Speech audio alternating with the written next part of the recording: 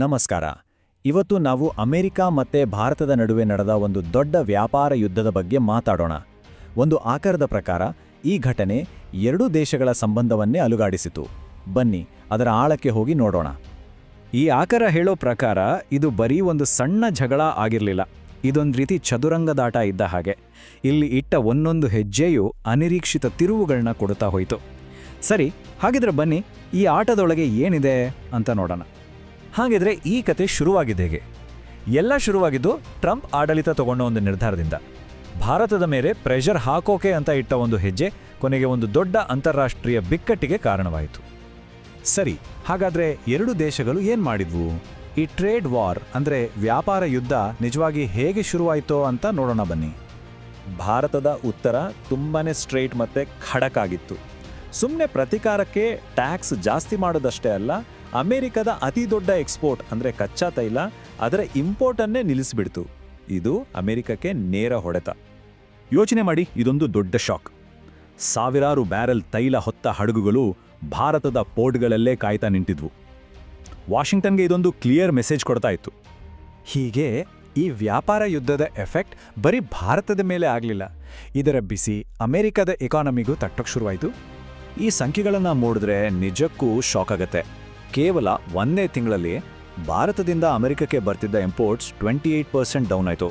ಇದಕ್ಕೆ ನೇರ ಕಾರಣ ಭಾರತದ ಜೊತೆ ಕೆಟ್ಟೋಗಿದ್ದ ಸಂಬಂಧ. ಇದು ಬರೀ ನಂಬರ್ಸ್ ಆಟ ಆಗಿರಲಿಲ್ಲ. ಈ ಟ್ಯಾರಿಫ್ಗಳ ಎಫೆಕ್ಟಿಂದ ಜನ ದಿನ ಬಳಸೋ ವಸ್ತುಗಳಿಗೆ ಕೊರತೆ ಶುರುವಾಗಿ ಬೆಲೆಗಳು ಆಕಾಶಕ್ಕೆ ಮುಟ್ಟಿದ್ವು. ಇದರ ನೇರ ಹೊಡೆತ ಬಿದ್ದಿದ್ದು ಸಾಮಾನ್ಯ ಜನರ ಮೇಲೆ. ದೊಡ್ಡ ದೊಡ್ಡ ಅಂಗಡಿಗಳಲ್ಲಿ ಶೆಲ್ಫ್ಗಳೆಲ್ಲ ಖಾಲಿಯಾಗೋಕೆ ಶುರುವಾದವು. ಎಷ್ಟರ ಮಟ್ಟಿಗೆ ಅಂದರೆ ಕೆಲವು ಮಾಲೀಕರು ಕಸ್ಟಮರ್ಸ್ ಹತ್ರ ಕ್ಷಮೆ ಕೇಳೋ ಪರಿಸ್ಥಿತಿ ಬಂತು.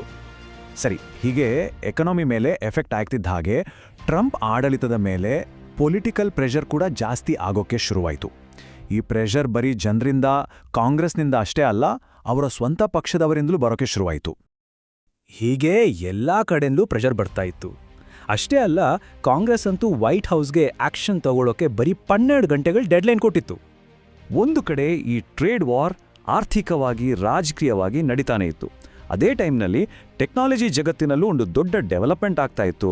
ಒಂದು ಹೊಸ ಗ್ಲೋಬಲ್ ಟೆಕ್ ಅಲಯನ್ಸ್ ಅನೌನ್ಸ್ ಮಾಡಿದ್ರು, ಆದರೆ ಅದರಲ್ಲಿ ಭಾರತ ಇರಲೇ ಇಲ್ಲ.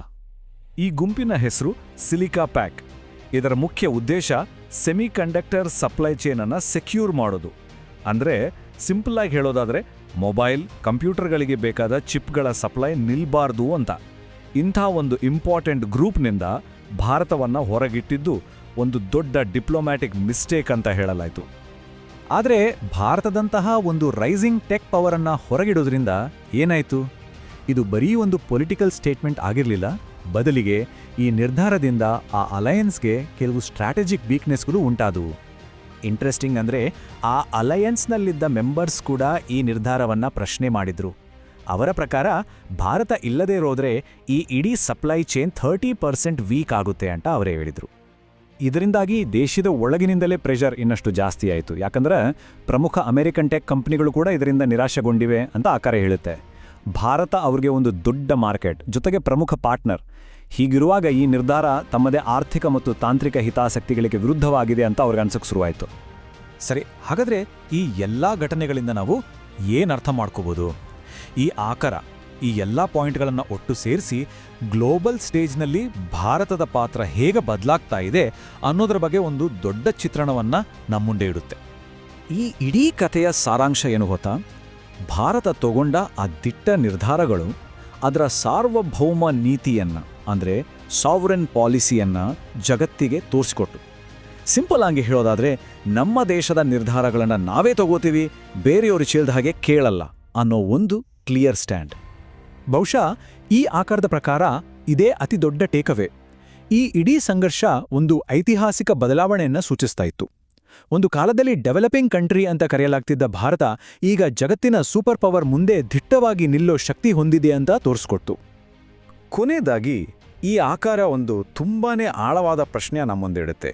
ಒಂದು ಪಾಲಿಸಿ ದೇಶದ ಒಳಗೆ ಜನರಿಗೆ ಆರ್ಥಿಕವಾಗಿ ಕಷ್ಟ ಕೊಟ್ಟು ಫ್ರೆಂಡ್ಸ್ ಆಗಿದ್ದ ದೇಶಗಳನ್ನು ದೂರ ಮಾಡಿದ್ರೆ ಅದನ್ನು ನಿಜವಾಗಿಯೂ ಒಂದು ಸ್ಟ್ರಾಂಗ್ ಪಾಲಿಸಿ ಅಂತ ಕರೆಯಕ್ಕಾಗುತ್ತಾ? ಇದು ನಿಜಕ್ಕೂ ಯೋಚನೆ ಮಾಡಬೇಕಾದ ವಿಷಯ. ಯಾಕಂದರೆ ಯಾವುದೇ ಪಾಲಿಸಿಯ ಸಕ್ಸಸ್ಸನ್ನು ಅಳೆಯೋದು ಅದರ ಉದ್ದೇಶದಿಂದಲ್ಲ, ಬದಲಿಗೆ ಅದರ ರಿಸಲ್ಟ್ನಿಂದ,